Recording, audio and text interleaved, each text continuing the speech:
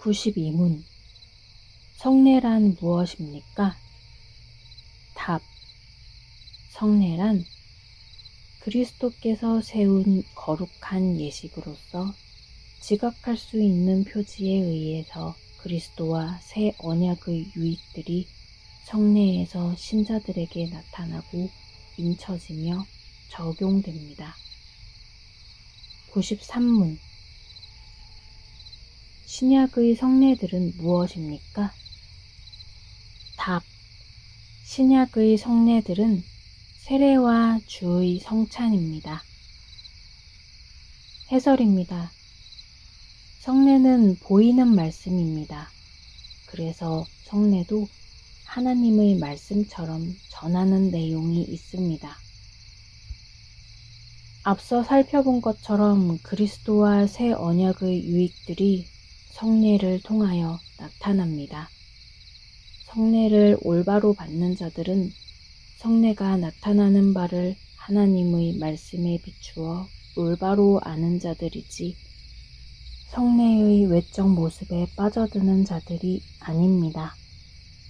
성례는 하나님의 말씀에 나타난 그리스도와 새 언약의 유익들을 확인하는 측면이 있습니다. 계약서를 작성할 때 계약 당사자들은 이름을 쓰고 그 옆에 서명하거나 도장을 찍습니다. 당사자 본인이 계약했다는 사실을 서명이나 날인을 통해 확인하는 것입니다.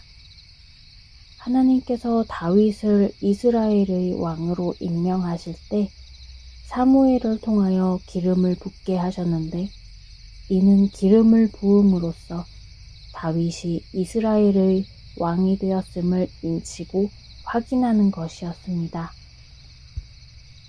로마서 4장 11절은 아브라함이 할례의 표를 받은 것은 무할례 시에 믿음으로 된 의를 인친 것이니 라고 말합니다. 아브라함은 자신이 믿음으로 이미 의로운 자가 된 것을 알았지만 할례를 통하여 자신이 의로운 자가 되었음을 분명하게 확인했습니다. 신약시대에도 비슷한 측면이 있습니다. 성례를 올바르게 아는 자는 성례를 통하여 자기의 신분에 대한 강한 인식과 확신을 갖게 되고 미래의 모든 일에 대해서 하나님의 보호와 인도를 간구할 수 있습니다. 그렇다면 성례는 단순히 그리스도와 새 언약의 유익을 나타내고 인치는 것에 그칠까요? 실제적인 효과는 없는 것일까요? 사실 무언가를 나타내고 인치는 것은 그 자체로 그것을 경험하는 자들에게 큰 유익이 있습니다. 나타내고 인침을 통하여 새롭게 느끼고 배우며 깨닫는 바를 통해 생활이 달라지기 때문입니다.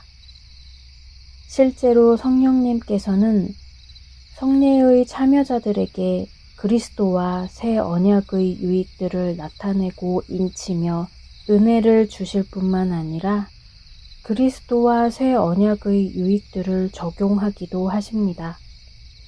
신자들은 성찬의 떡과 포도주를 먹으며 그리스도와 하나됨을 느끼며 새 언약의 유익들이 자신의 것이 됨을 체험합니다.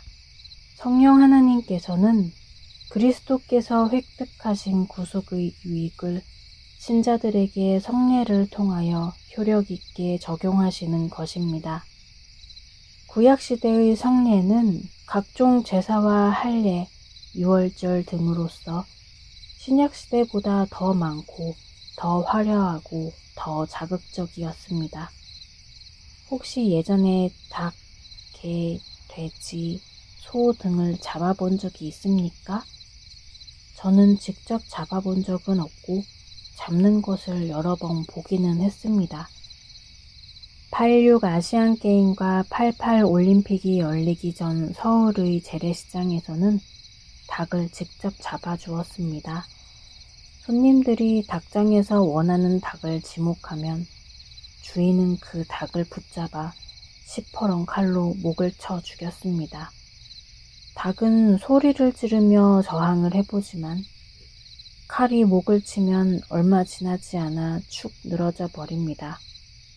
그러면 주인은 닭을 뜨거운 물에 집어넣은 후 일일이 털을 뽑습니다. 그리고 손님이 원하는 형태로 토막 내주었습니다. 시골에서 마당에 풀어놓고 기르는 닭을 잡을 때에는 더 재밌는 상황이 연출되기도 합니다. 닭이 사람 손에 잡히지 않으려고 결사적으로 도망가기 때문입니다. 여러 사람이 한참 쫓아다녀야 될 때도 있습니다. 그렇게 잡은 닭을 칼로 제대로 찌르지 않으면 닭이 칼에 찔린 채 소리를 지르며 도망다니는 경우도 있습니다. 저는 어려서 닭을 잡는 것만 본 것이 아니라 개를 잡는 것도 가끔 봤습니다. 1970년대에만 해도 서울의 웬만한 동네에서는 공공연히 개를 잡아먹곤 했습니다. 개를 잡는 방법도 여러 가지였습니다. 전봇대에 매달고 몽둥이로 머리를 쳐 죽이는 잔인한 모습도 봤습니다. 여하간 살아있는 동물을 죽이는 일은 가볍거나 쉬운 일이 아닙니다. 생명을 죽이는 일에는 부담이 따릅니다. 보통 짐승은 쉽게 죽지 않습니다. 제 나름대로 최대한 저항하면서 살아보려고 애처로운 눈빛을 보냅니다. 죽는 짐승이 울부짖는 소리도 여간 듣기 싫은 것이 아닙니다. 오죽하면 돼지 멱다는 소리라는 표현이 있겠습니까?